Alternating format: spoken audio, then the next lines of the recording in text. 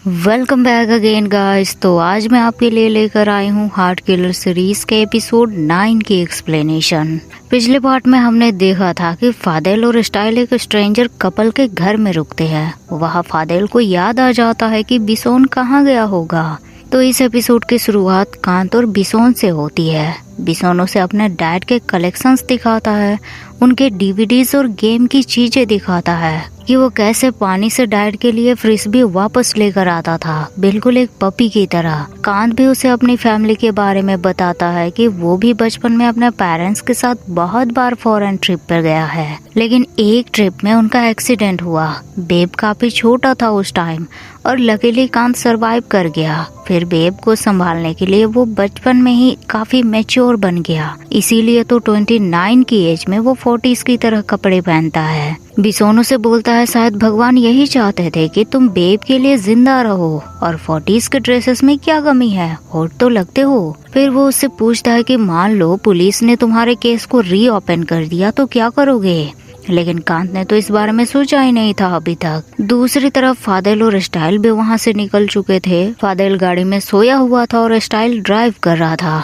Style music बजाने के बारे में सोचता है, पर वहाँ उसे डीवीडी के बजाय ड्रॉवर में एक लड़के का फोटो मिलता है। लेकिन तभी फादेल जाग जाता है और स्टाइल फोटो को वापस रख देता है। फिर उसे बोलता है कि हम सही तो जा रहे हैं ना।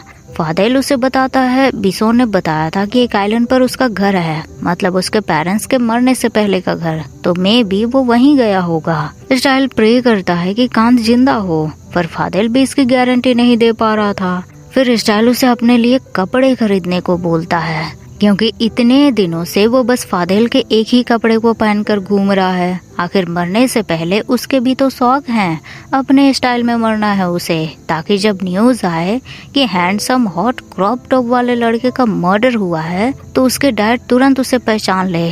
और उसकी अजीब ख्वाहिश को पूरा करने के लिए फादेल को मजबूरन उसे रास्ते में एक शॉप पर लेकर जाना पड़ा। वहाँ भी स्टाइल कपड़े चुनने के बजाय अपनी बक शुरू कर देता है। फादेल से कहता है कि जब मैं मर जाऊंगा ना तो कम से कम मेरे बॉडी को दफनाने या जलाने के लिए अच्छी जगह चुनना, जैसे कि समुंदर, बीच, ताकि मेरी आत्मा उस अच्छी जगह को हॉन्ट करे। फादेल उसकी बकवास सुनकर उसे बोलता है ये मॉल भी अच्छा है, तुम्हारी आत्मा इसे भी हॉन्ट कर सकती है। स्टाइल को उसके ताने बहुत अच्छे से समझ आ गए थे। वो कपड़े पहनकर वापस आ जाता है, लेकिन फादेल उसे देखकर बोलता है कि इस तरह के ड्रेस में मैंने तुम्हें कभी नहीं देखा। और स्टाइल तुरंत बोलने लगता है कि तुम मेरे एवरी डिटेल को नोटिस करते हो, तुम्हें अच्छे से पता है कि तुम मुझे पसंद करते हो, मुझे मार ही नहीं पाओगे। तभी एक हेलमेट पहना आदमी उन पर गन फायर कर देता है। फादेल तुरंत स्टाइल को छुपा लेता है और बैक फायर करता है। स्टाइल काफी डर जाता है, फादेल से कहता है कि कौन है ये, मुझे मारने आया है या तुम्हें। लेकिन फिर फादेल के गोली खत्म हो जाते हैं और एक्स्ट्रा गोली तो वो गाड़ी में ही छोड़ कर आ गया था। वो स्टाइल को डांटता है इसके लिए, और स्टाइल उसे बोलता है कि मैं उसका ध्यान भटकाता हूँ और तुम उससे डील करना। फादेल मना करता है, पर ढीठ स्टाइल उसके नहीं सुनता। लेकिन वो आदमी स्टाइल को शूट कर देता है और गोली स्टाइल के हाथों को छूकर निकल जाती है। वहीं फादेल तुरंत उस आदमी को दबोच लेता है, उसके हेलमेट खोलने की कोशिश करता है, पर वो हेलमेट वाला भाग जाता है। फादेल तुरंत स्टाइल के पास आता है, उसके चोट देखता है, उसमें से काफी खून बह चुके थे। वो तुरंत अपने शर्ट उतारकर उसके चोट बांध देता है और बिसोन के घर की तरफ निकल जाता है। वहीं इधर बिसोन और कांत मछली फ्राई कर रहे थे।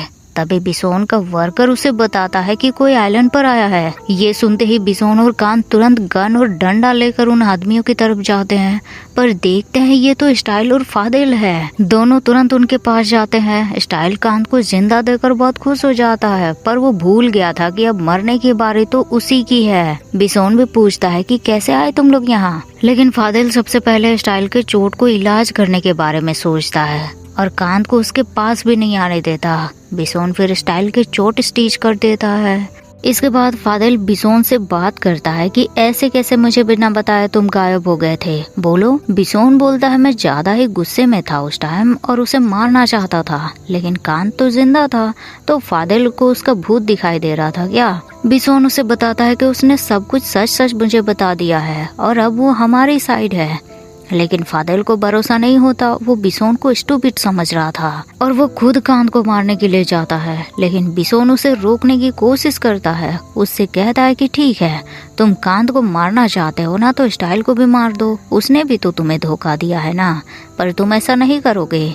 जैसे मैं कांत से प्यार करता हूँ, तुम भी स्टाइल से उतना ही प्यार करते हो। जिस तरह से तुम्हारी आंखों में उसके लिए फिक्र थी, मुझे नहीं लगता कि तुम उसे मार पाओगे। और बिसोन की बातें बिल्कुल सही थी, इसीलिए फादेल रुक जाता है। फिर वो बिसोन की चोट के बारे में पूछता है और बिसोन दर्द का नाटक करता है, क्योंकि मेन बात तो फादेल ने इतनी देर बाद पूछी है। फिर वो फादेल से पूछता है कि किसने हमला किया था, रिवरात के आदमी थे क्या, माँ को इस बारे में बता दे। लेकिन फादेल भी श्योर नहीं था कि वो कौन थे, इसीलिए वो मना करता है। इधर स्टाइल होश में आ जाता है और कांत उसके लिए मेडिसिन लेकर आता है। स्टाइल उसे बोलता है, मुझे तो लगा था यहाँ आकर तुम्हारी डेड बॉडी देखूंगा। कांत उसे बताता है कि ऑलमोस्ट, बट मैंने उसे सब कुछ सच सच बता दिया। स्टाइल को यकीन नहीं होता कि सच जानने के बाद भी कांत जिंदा है, पर शायद इसे ही पावर ऑफ लव कहते हैं। लेकिन खुद स्टाइल के पास तो अब 50-50 चांसेस है। लेकिन कांत उसे बोलता है कि जिस तरह से फादेल तुम्हें देख रहा था, उसकी आंखों में वो देखा मैंने जब बिसोन हॉस्पिटल में था और मैं महसूस कर रहा था। स्टाइल ये सुनकर बहुत खुश हो जाता है और कांत को दिखाने के लिए कहता है कि कैसे देख रहा था वो उसे, और कांत उसे डेमो दिखाता है। फिर कांत उसे दवा पिलाकर वापस बिसोन के पास आता है, लेकिन फादेल जैसे ही उसे देखता है घूसा लगा देता है उसे और शूट करने के लिए रेडी हो जाता है। तब तक बिसोन और स्टाइल भी आ जाते हैं। बिसोन फादेल को रोकता है, वो भी अपनी गन फादेल की तरफ कर देता है। भले ही फादेल उसका भाई है, पर कांत उसकी लाइफ है और फादेल उसे नहीं मार सकता। लेकिन कांत खुद को सरेंडर कर देता है। उसे बोलता है, तुम मुझे मार सकते हो फादेल, पर स्टाइल को कुछ मत करना, मैंने उसे फंसाया इसमें, वो इनोसेंट है। पर स्टाइल ये सुनकर नाराज हो जाता है। उसे बोलता है कि तुम ऐसे कैसे सारा ब्लेम खुद पर ले सकते हो, इसमें मेरी भी गलती है, मैं खुद ही अपनी मर्जी से इसमें फंसा हूँ और तुमने मेरी लाइफ को एडवेंचरस बनाई है। मुझे खुशी है कि ऐसी लाइफ जीने का मौका मिला मुझे। और वो भी मरने के लिए रेडी हो जाता है। फादेल कुछ देर तक सोचता रहता है और वो समझ जाता है कि शायद वो गलत है और वो कांत को एक मौका दे देता है। इसके बाद माहौल हो जाता है हैप्पी वाला। बिसोन उन दोनों के रहने के लिए गेस्ट रूम के बेड वगैरह धो देता है। कांत उसकी हेल्प करने आता है, उसे बोलता है कि अब शायद फादेल और स्टाइल के बीच सब कुछ ठीक होगा। बिसोन बोलता है उसका भरोसा टूटा है, उसे थोड़ा टाइम तो चाहिए ना। कांत अपने बारे में पूछता है कि उनके बीच का भरोसा कहाँ तक पहुँचा है, पर बिसोन भी अपने डिसीजन को लेकर थोड़ा कंफ्यूज था। उसे बोलता है कि मैं अभी तक खुद से आर्ग्यू करता हूँ कि मैंने सही डिसीजन लिया या नहीं, और कांत उसे यकीन दिलाता है कि उसने बिल्कुल सही डिसीजन लिया है। फिर वो दोनों फादेल और स्टाइल को एक करने का प्लान बनाते हैं। वहीं दूसरी तरफ मिस लिली अपने बेटों को बहुत मिस करती है। उनके बचपन की तस्वीर देखती है और याद करती है कि वो लोग उन्हें किस हालत में मिले थे। तो बिसोन, फादेल और कीन तीनों एक साथ मिस लिली से मिले थे। तीनों की एज लगभग 12-13 साल रही होगी। तब मिस लिली उन्हें गोद लेती है, उनकी माँ बन जाती है, उनकी देखभाल करती है और एक विपन की तरह उन्हें तैयार करती हैं ताकि इस दुनिया से बुरे लोगों का खात्मा कर सके। लेकिन कीन इसमें थोड़ा पीछे रह जाता है, इसीलिए मिस लिली इम्पोर्टेंट मिशन फादेल और बिसोन को ही सौंपती है और यही रीजन था कि कीन उनसे जलने लगा था। तो प्रेजेंट में कीन मिस लिली के पास वापस आता है और मिस लिली उससे पूछती है कि जो काम तुम्हें सौंपा गया था, क्या तुमने वो काम किया? कीन के पास कोई जवाब नहीं था और वो मिस लिली के गुस्से का शिकार बन जाता है। मिस लिली उसे एक पर्सन हायर करने को बोलती है जिसे उन्होंने पहले भी हायर किया था और जो फादेल और बिसोन का काम अच्छे से तमाम कर दे। उस शाम इधर प्लान के हिसाब से बिसोन स्टाइल के पास जाता है। स्टाइल उसके फोन से अपने डैड को कॉल करता है और फिर बिसोन उसे बोलता है कि मेरे भाई बीच पर तुमसे मिलना चाहते हैं, उसने शायद अपना मन बदल लिया है। लेकिन स्टाइल का 360 दिमाग उसे समझाता है कि कहीं वो उस बीच में उसे शूट तो नहीं करने वाला या फिर पानी में डुबा कर तो नहीं मार देगा उसे। बिसोन भी उसे टीज करता है, फिर उसे बोलता है कि स्टाइल मेरा भाई जो है ना, कभी भी किसी को मारने में हेजिटेट नहीं होता, पर तुम अब तक जिंदा हो तो तुम समझ सकते हो। दूसरी तरफ कांत भी फादेल के पास आता है, उससे माफी मांगता है और प्रॉमिस करता है कि वो उसे निराश नहीं करेगा। लेकिन फादेल को उसके प्रॉमिस से मतलब नहीं थे, क्योंकि अगर दोबारा उसने गलती करी तो वो उसे मारने में हेजिटेट नहीं होगा। कांत उससे स्टाइल की तरफ से भी माफी मांगता है। उसे बोलता है कि स्टाइल की गलती नहीं है, उसने मेरा काम बस मेरी कार पाने के लिए किया था, पर वो कार के बारे में कब का भूल चुका है। फादेल तो इस बात से थोड़ा नाराज हो जाता है। कांत फिर काम की बातें करता है। उसे बोलता है कि बिसोन तुमसे बीच पर बात करना चाहता है, उसे काम था इसीलिए मुझे बताने को भेजा। इसके बाद फादेल बीच पर आ जाता है तो देखता है बिसोन के बजाय उसके पीछे पीछे स्टाइल पहुंच गया वहाँ। दोनों बिसोन और कांत के झूठ में फंस गए थे। फादेल वहाँ से जाने लगता है पर स्टाइल उसे रोक लेता है, उसे एक नोट्स देता है। उसे बताता है कि मेरे रिलेटिव्स के लिस्ट है इसमें, मैं तुम्हें बताना चाहता हूँ कि इसके बाद तुम मुझ पर भरोसा कर सकते हो। अगर कभी मैंने तुमसे झूठ बोला, तुम्हें धोखा दिया तो तुम मेरे पूरे परिवार को मार सकते हो। फादेल को पगले स्टाइल की बातों पर गुस्सा आ जाता है कि कितना अजीब आदमी है ये, बड़ा फैमिली मैन बनता फिरता है और अपनी फैमिली को ही सेल कर रहा है। वो स्टाइल से कहता है कि वर्ड चीप होते हैं, जैसे कि तुम्हारे लिए मेरी वैल्यू बस उस कार तक है, जब तुम्हें कार मिल जाएगी तो तुम मुझे भूल जाओगे। स्टाइल ये सुनकर हैरान हो जाता है। वो समझ जाता है कि ये सच कांत की जुबान से ही बाहर आई होगी। वो फादेल से कहता है कार की बातें पुरानी है, पर अब उसे कार नहीं बल्कि फादेल चाहिए, तो फादेल उसे एक मौका दे। पर फादेल इसके लिए तैयार नहीं होता और स्टाइल पानी में जाने लगता है। उसे बोलता है कि मैं तुम्हें दिखाता हूँ कि मैं जुबान का कितना पक्का हूँ, और जब तक तुम मुझे मौका नहीं दोगे मैं पानी के अंदर जाता जाऊंगा। फादेल उसे रोकने की कोशिश करता है पर स्टाइल नहीं रुकता। फादेल भी उसे रोकने के लिए पानी में कूद जाता है। उसे बोलता है ठीक है, तुम्हें चांस दे रहा हूँ मैं, अब चलो बाहर। और स्टाइल उसे बोलता है कि इसके बाद मैं हमेशा ऑनेस्ट रहूंगा, मेरे रियल वाले साइड को देखोगे तुम। फादेल भी उसे बोलता है कि जब से वो स्टाइल से मिला है वो हमेशा रियल फादेल की तरह ही मिला है, उसने कभी भी झूठ नहीं बोला। स्टाइल अब अपने एडवेंचरस दिमाग चलाना शुरू कर देता है। उसे बोलता है कि मान लो अभी हम फाइट नहीं कर रहे होते, लवी डबी होते, तो फादेल उसके साथ क्या कर रहा होता, और फादेल उसे किस करता है। वहीं उधर किनारे से कांत और बिसोन उन्हें देखकर खुश होते हैं कि चलो बात बन गई।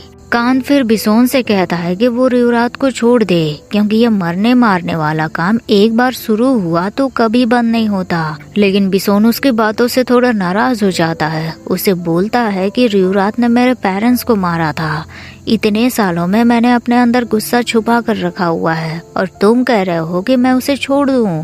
कांत को बस उसकी फिक्र हो रही थी, इसीलिए वो उसे ये बातें बोल रहा था। वो बिसोन से कहता है कि तुम कहो तो एक आइलैंड पर हम अपना घर बनाते हैं, जहाँ मैं अपना टैटू पार्लर खोलूंगा और हम दोनों खुश रहेंगे। लेकिन बिसोन उसे बोलता है कि मैंने कहा था ना, हिटमैन का कोई लव लाइफ नहीं हो सकता और ना ही फैमिली हो सकती है।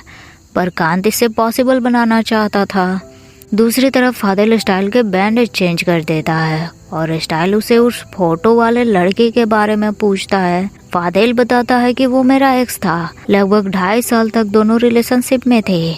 वो मेरे काम के बारे में नहीं जानता था और मैं उसके लिए हिटमैन का काम छोड़ना चाहता था। मैंने माँ से भी बात कर ली थी, बट एक दिन वो डिसअपियर हो गया, फिर दोबारा नहीं मिला। वो शायद डर रहा होगा अगर उसने मुझसे ब्रेकअप किया तो मैं उसे मार दूंगा। उसकी बातें सुनने के बाद स्टाइल उसका हाथ थाम लेता है। उसे बोलता है कि मैं तुमसे नहीं डरता, तुम्हारे बारे में सब जानता हूँ और मैं तुम्हारे साथ रहूंगा। वहीं इधर कीन बहुत स्ट्रेस में था। उसका लवर उसे बोलता है कि तुमने कहा था इस काम को छोड़ दोगे। कीन उसे बोलता है कुछ टाइम और चाहिए, और बॉयफ्रेंड उसे जल्दी करने को कहता है। अगली सुबह बिसोन कांत को समुंदर के पानी में जाने के लिए कहता है, ताकि उसके अंदर जो पानी को लेकर डर है वो खत्म हो जाए। जैसे उसे गन की आवाज से डर लगता था तो उसने फायरिंग सीखी और उसके आवाज के साथ खुद को अडेप्ट कर लिया। सेम कांत के साथ भी ये हो सकता है। कांत उस पे भरोसा करके अंदर जाता है और आधे दूर आने के बाद उसे बोलता है कि आज के लिए इतना ही, और एक दिन वो वहां तक तैर कर जाएगा। बिसोन उसे बोलता है कि कांत तुम इतनी ज्यादा भी मेरी बात मत मानो, कभी तो मना करो, पर कांत को ऐसा नहीं करना। फिर समंदर के पानी के बीच वो दोनों किस करते हैं और स्टाइल उन्हें आवाजें देता है, फ्रिस्बी खेलने को कहता है। वो तो रेडी थे पर फादेल रेडी नहीं था, उसे ये बच्चों वाले गेम नहीं खेलने थे। लेकिन स्टाइल जैसा ढीठ थोड़ी मानेगा। फिर चारों पानी में काफी देर तक मस्ती करते हैं, खेलते हैं। स्टाइल बोलता है कि क्यों ना इस आइलैंड पर बस जाएं हम लोग, लेकिन फादेल उसे बोलता है ऐसा नहीं कर सकते, अभी भी मिशन बाकी है। ये सुनकर बिसोन और कान थोड़े शांत हो जाते हैं। बिसोन बोलता है फादेल तुम्हें लगता है कि हम यहाँ वापस आ पाएंगे? और फादेल जवाब देता है एक बार मिशन खत्म हो गया तो हम जहाँ चाहे वहाँ जा सकते हैं, बट ये दोनों हमारे साथ चलेंगे कि नहीं ये नहीं कह सकते। स्टाइल तुरंत बोलता है बस तुम बोलो कहाँ जाना है, मेरे इंजन हॉट है, मैं रेडी हूँ। फादेल उसकी बातें सुनकर हंसने लगता है और कांत पहली बार फादेल को हंसते हुए देख रहा था। वो स्टाइल को बोलता है बड़े बोल्ड हो तुम तो, मेरे ब्रदर इन लोगों को हंसा दिया तुमने। बिसोन उसकी बातें सुनकर उसे बोल्ड बोलता है कि उसने फादेल को आखिर ब्रदर इन लोग मुंह पर बोलने की हिम्मत की। और इसी के साथ हार्ट किलर सीरीज का ये एपिसोड यहीं एंड हो जाता है। और इसके साथ ही दोस्तों मैंने ओसान्स लव सीरीज और दी बॉय नेक्स्ट वर्ल्ड सीरीज को भी एक्सप्लेन कर दिया है। अगर आप उस सीरीज की एक्सप्लेनेशन देखना भी पसंद करेंगे तो चैनल को सब्सक्राइब कर दीजिएगा। और मिलते हैं फिर नेक्स्ट वीडियो में, तब तक के लिए thank you so much guys for watching the video.